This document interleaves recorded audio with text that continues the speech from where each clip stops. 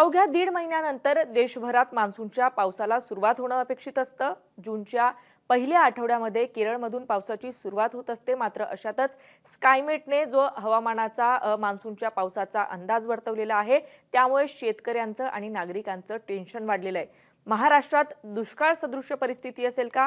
महाराष्ट्रासह कुठल्या कुठल्या राज्यांमध्ये अशा प्रकारची स्थिती असणार असल्याचं स्कायमेट आणि हवामान खात्याचं म्हणणं आहे। आणि दुष्काळ येईल म्हणजे नक्की काय होईल, नक्की दुष्काळासारखी स्थिती का निर्माण होऊ शकते आणि नक्की सगळ्यात जास्त धोका याचा कुठल्या भागांमध्ये असणार आहे।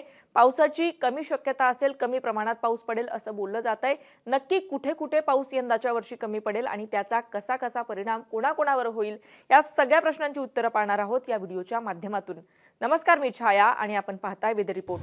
तर स्कायमेटने नक्की काय म्हटलेलं आहे ते आपण एका ग्राफिक्सच्या माध्यमातून बघणार आहोत। तर साधारण नैऋत्य मान्सून 2026 मध्ये जून ते सप्टेंबर पर्यंत वातावरण कसं असू शकतं हे या पाय चार्टच्या माध्यमातून स्कायमेटने सांगितलेलं आहे। तर इकडे आपण बघू शकतो की साधारण 20% पाऊस पडण्याची शक्यता असणार आहे जून ते सप्टेंबर मध्ये।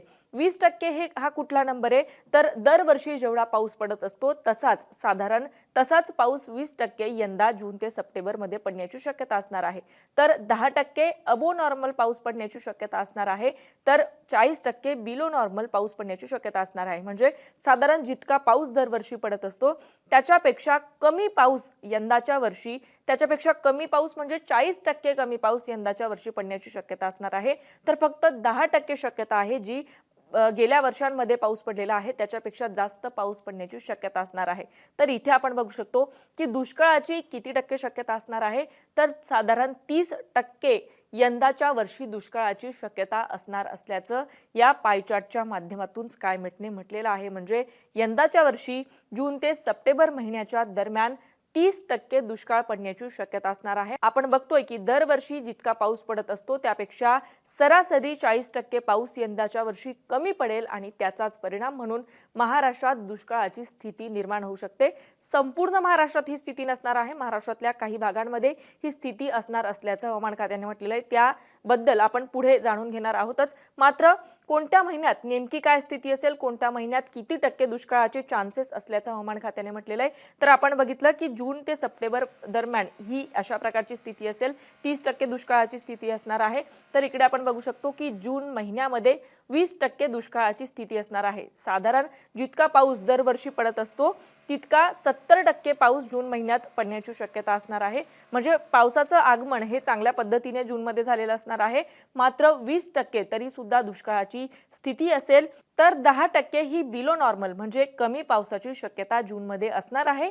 त्याचाच परिणाम म्हणून दुष्काळाची शक्यता वाढणार आहे, 20% दुष्काळाची शक्यता असणार आहे। जुलै महिन्यात काय स्थिती असेल, तर जुलै महिन्यात दरवर्षी जितका पाऊस पडत असतो त्या तुलनेने 40% पाऊस फक्त होणार असल्याचं हवामान खात्याने म्हटलेलं आहे, स्कायमेटने म्हटलेलं आहे। आणि 40% दुष्काळाची स्थिती असणार असल्याचं सुद्धा स्कायमेटने म्हटलेलं आहे। बिलो नॉर्मल पावसाची काय स्थिती असणार आहे, म्हणजे सरासरीपेक्षा कमी पावसाची किती टक्क्यांनी शक्यता असणार आहे, तर 20%। सरासरी जितका पाऊस पडत असतो त्यापेक्षा 20% कमी पाऊस पडणार असल्याचं म्हटलंय। म्हणजे जर कमी पावसाची टक्केवारी वाढली तर त्याचा परिणाम म्हणून दुष्काळाची जी टक्केवारी आहे ती वाढत असल्याचं आपण बघतोय। तर ऑगस्ट महिन्यात काय स्थिती असणार आहे, तर आपण बघतोय की ऑगस्ट मध्ये आणखीनच बिकट परिस्थिती निर्माण होण्याची शक्यता असणार आहे। दरवर्षी जितका पाऊस पडत असतो तितका साधारण 20% फक्त पाऊस ऑगस्ट मध्ये पडण्याची शक्यता असणार आहे। आपण बघितलं की जून मध्ये 70%, जुलै मध्ये 40% आणि ऑगस्ट मध्ये फक्त 20%। दरवर्षी ऑगस्ट मध्ये जितका पाऊस पडत असतो त्याच्या तुलनेने फक्त आणि फक्त 20% साधारण पाऊस पडण्याची शक्यता असणार आहे। बिलो नॉर्मल म्हणजे त्याहीपेक्षा पाऊस पडण्याची, म्हणजे मागच्या आणि त्याच्याही आधीच्या वर्षांमध्ये जितका पाऊस ऑगस्ट महिन्यात झालेला होता त्यापेक्षा 20% कमी पाऊस पडण्याची शक्यता असणार आहे। तर या महिन्यात दुष्काळाची स्थिती सुद्धा जास्त असणार आहे, साधारण 60% दुष्काळाची स्थिती असणार असल्याचं स्कायमेटने म्हटलेलं आहे। सप्टेंबर मध्ये काय स्थिती असेल, तर या 4 महिन्यात सगळ्यात मोठं जे संकट असणार आहे दुष्काळाचं ते सप्टेंबर महिन्यात असणार असल्याचं आपण या पायचार्टच्या माध्यमातून बघू शकतो। दरवर्षी जितका पाऊस पडतो त्या तुलनेने फक्त 20% पाऊस सप्टेंबर मध्ये पडणार आहे। 10% त्याहीपेक्षा दरवर्षीच्या तुलनेने कमी पाऊस पडण्याची शक्यता असेल, तर 70% दुष्काळाची स्थिती सप्टेंबर महिन्यात असणार असल्याचं या पाय चार्टच्या माध्यमातून आपण बघू शकतो। म्हणजे आपण पाहिलं जूनमध्ये ही जी शक्यता आहे ती 20% होती, जुलैमध्ये 40% होती, ऑगस्टमध्ये 60% होती आणि सप्टेंबर महिन्यामध्ये मात्र 70% दुष्काळाची शक्यता असणार आहे। म्हणजे पाण्याचा तुटवडा असणार आहे। पावसाची जी तीव्रता आहे किंवा दरवर्षी मान्सूनचं जितकं पाऊस पडत असतं ते जे पावसाचं प्रमाण आहे, जी सरासरी पावसाची जी शक्यता असते ती अतिशय कमी असणार आहे, त्याची पातळी खाली जाणार आहे असं या आपण पाय चार्टच्या माध्यमातून बघितलेलं आहे। आता ह्या सगळ्यावर हवामान खात्याने नेमकं काय म्हटलंय ते सुद्धा समजून घेणं महत्त्वाचं आहे। तर हवामान खात्याकडून हे ट्विट आलेलं आहे। हवामान विभागाचे महासंचालक डॉक्टर मृत्युंजय मोहपात्रा यांनी पत्रकार परिषद घेत ही माहिती दिलेली आहे। त्यांनी म्हटलंय देशात यंदा सुमारे 80 सेंटीमीटर पाऊस पडण्याचा अंदाज आहे। भारतात 1971 ते 2020 या कालावधीत पावसाची सरासरी 87 सेंटीमीटर राहिली आहे। म्हणजे 1971 ते 2020 पर्यंत सरासरी 87 सेंटीमीटर पर्यंत पाऊस झालेला आहे। आता मात्र काय स्थिती असेल तर आता 87 वरून फक्त 80 सेंटीमीटर पाऊस पडण्याची यंदाच्या वर्षी शक्यता असणार आहे। यंदाच्या अंदाजात 7 सेंटीमीटर पावसाची त्रुटी राहू शकते। म्हणजे आपण बघतोय की 87 सेंटीमीटर पावसापासून 80% पाऊस पडणार आहे, म्हणजे 7 सेंटीमीटर पावसाची त्रुटी असणार असल्याचं हवामान विभागाचे महासंचालक मृत्युंजय मोहपात्रा यांनी म्हटलंय। तर आता आपण बघितलं की किती सेंटीमीटर पावसाचा फरक असू शकतो। या संदर्भात स्कायमेटचं काय म्हणणं आहे तर स्कायमेटने म्हटलंय मान्सूनच्या सुरुवातीला म्हणजेच जूनमध्ये जरी पावसाची परिस्थिती चांगली असली तरी उत्तरार्धात मात्र पावसाचा जोर ओसरणार आहे। जून ते सप्टेंबर या 4 महिन्यांच्या काळात देशात सरासरी 92% पावसाचा अंदाज म्हणजेच 8%नी मोठी तूट यंदा पाहायला मिळू शकते। त्यामुळे पेरणीनंतर पीक जगवण्यासाठी शेतकऱ्यासमोर पाण्याचं टेन्शन असेल। पाणी पुरवठा योग्य पद्धतीनं झाला नाही तर दुबार पेरणीचं संकट ओढवण्याची शक्यता असणार आहे। इकडे आपण बघितलं की सेंटीमीटरनुसार किती त्रुटी असणार आहे तर स्कायमेटने म्हटलेलं आहे की ओव्हरऑल टक्केवारी जर आपण पावसाची बघितली तर त्या टक्केवारीनुसार फक्त 92% पाऊस यंदाच्या वर्षी पडेल, म्हणजे 8%ने पावसाची त्रुटी असणार असल्याचं म्हटलं आणि त्या सगळ्यात मोठा फटका शेतकऱ्यांना बसणार असल्याचं सुद्धा स्कायमेटने म्हटलेलं आहे। आता पुढच्या ग्राफिक्सच्या माध्यमातून बघूयात की देशभरात नेमकी काय स्थिती असणार आहे। तर या मॅप्सच्या माध्यमातून आता आपण बघू शकतो की कुठे काय स्थिती असणार आहे देशभरात।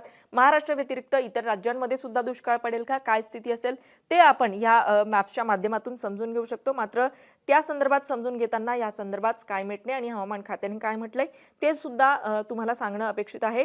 तर भारताचा अति उत्तरेकडील भाग म्हणजे हा अति उत्तरेकडचा जो जम्मू काश्मीरचा जो भाग आहे, याचबरोबर पूर्वोत्तर राज्ये म्हणजे पूर्व भागातली ही जी सगळी राज्य आहे ज्यामध्ये नॉर्थ ईस्टच्या राज्यांचा समावेश होतो, याचबरोबर झारखंड, बिहार ह्या राज्यांचा सुद्धा ज्यामध्ये समावेश होतो ही राज्य, आणि दक्षिण द्वीपकल्पाचा काही भाग म्हणजे हा जो दक्षिण द्वीपकल्पाचा दक्षिण भारताचा काही भाग आहे, इथे काय स्थिती असणार आहे तर ही भाग वगळली तर इतर भागांमध्ये पावसाचं प्रमाण सरासरीपेक्षा कमी राहण्याची शक्यता आहे। म्हणजे अति उत्तर भाग, अति पूर्व आणि अति दक्षिण भारताचा जो भाग आहे इथे पावसाची स्थिती ही दरवर्षी सारखीच असणार आहे। सरासरी जितकं पाऊस दरवर्षी पडत असतं तितकं या भागांमध्ये पाऊस पडण्याची शक्यता असणार आहे।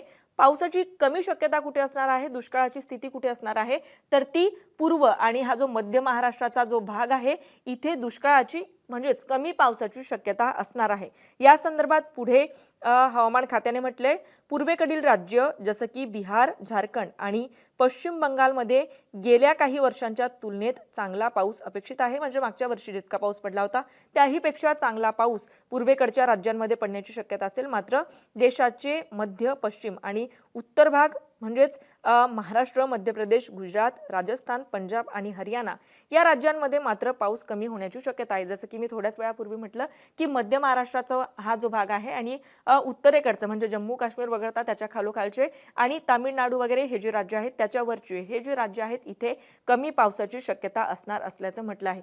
जूनमध्ये सुद्धा तीच स्थिती असणार आहे, जुलैमध्ये सुद्धा तीच स्थिती असेल, ऑगस्ट आणि सप्टेंबरमध्ये सुद्धा ही जी भाग आहेत उत्तर, पूर्व आणि दक्षिणेतले इथे पावसाची जी शक्यता आहे ती साधारण सरासरी जितका पाऊस पडत असतो तितकी असणार आहे। सगळ्यात जास्त धोका मात्र महाराष्ट्र आणि त्या लगतचे जे इतर राज्य आहेत तिथे असणार असल्याचं हवामान खात्याने म्हटलेलं आहे। आता हे सगळं समजून घेत असताना यामागची कारणं काय आहेत दुष्काळाची स्थिती नेमकी का तयार होतीये, एल निनो यामागचं कारण असल्याचं बोललं जातं। त्यामुळे एल निनो नक्की काय असतं ते सुद्धा पाहणं महत्त्वाचं आहे।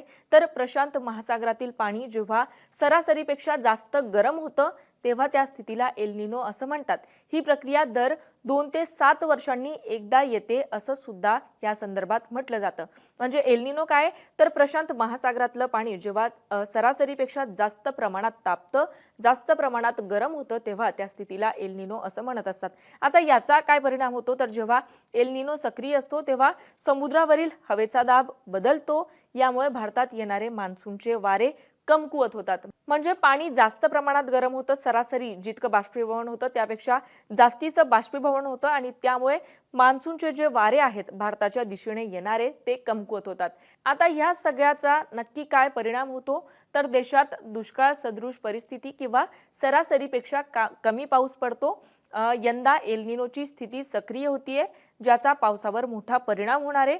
उन्हाळ्याची तीव्रता अधिक असते आणि हिवाळ्यातही थंडी कमी जाणवते। तर या सगळ्याचा नेमका परिणाम कसा होतो, तर पावसावर याचा सगळ्यात जास्त परिणाम होतो। याचबरोबर उन्हाळ्याची जी तीव्रता आहे, उष्णतेची जी तीव्रता आहे ती सुद्धा वाढते आणि त्यामुळे हिवाळ्यात थंडी कमी जाणवते असं या संदर्भात सांगितलं जातं। आता पुढच्या ग्राफिक्सच्या माध्यमातून महाराष्ट्रात नेमकं कोणत्या महिन्यात किती टक्के पाऊस पडण्याची शक्यता असेल, तर जूनमध्ये साधारण 101% पावसाची स्थिती असणार आहे। म्हणजे आपण अगदी सुरुवातीच्या ग्राफिक्समध्ये बघितलं की जूनमध्ये पावसाचं आगमन हे नॉर्मल जसं होत असतं दरवर्षी तसं असणार आहे। 101% पाऊस पडण्याची शक्यता असेल। जुलैमध्ये ती जी पातळी आहे पावसाची तीव्रता आहे ती कमी होऊन 94% फक्त पाऊस पडेल। ऑगस्टमध्ये 92% पावसाची शक्यता असणार आहे। तर सप्टेंबर महिन्यात आणखीन पावसाची तीव्रता कमी होऊन फक्त 90% पाऊस पडण्याची शक्यता असणार असल्याचं हवामान खात्याने म्हटलेलं आहे। महाराष्ट्रात पावसाची काय स्थिती असेल हे आपण या आकडेवारीच्या माध्यमातून पाहिलेलं आहे। मात्र प्रादेशिक विभागनिहाय कुठे काय स्थिती असेल ते सुद्धा समजून घेणं महत्त्वाचं आहे। तर उत्तर महाराष्ट्र आणि पश्चिम महाराष्ट्रात नेहमीपेक्षा कमी पाऊस पडण्याची शक्यता असणार आहे। विदर्भ आणि मराठवाड्यात काय स्थिती असेल, तर आधीच उष्णतेने होरपळलेला हा भाग असतो आणि या भागात पावसाची आणखीनच तूट अधिक जाणवू शकते, आणखीनच पावसाची तीव्रता कमी असेल। कोकणात काय स्थिती असेल, तर साधारणपणे जास्त पावसासाठी ओळखला जाणारा हा भाग यंदा कमी पावसाचा या भागाला कोकणाला सामना करावा लागू शकतो। मध्य महाराष्ट्रात काय स्थिती असेल, तर खरीप हंगामासाठी महत्त्वाचा असलेला पाऊस मध्य महाराष्ट्रात कमी पडण्याची शक्यता असणार असल्याचं हवामान खात्याने म्हटलेलं आहे। आता ह्या सगळ्याचा अंदाज घेत शेतकऱ्यांसमोर नेमकी काय आव्हान असणार आहे, तर पेरणी उशिरा होण्याची शक्यता असणार आहे। पिकांच्या वाढीवर याचा मोठ्या प्रमाणात परिणाम होऊ शकतो।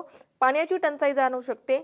विहीर, तलाव आणि जलसाठे कमी होण्याची शक्यता असेल, भीती असेल। उत्पादनात घट होऊन आर्थिक नुकसान शेतकऱ्यांचं मोठ्या प्रमाणात होण्याची शक्यता असेल।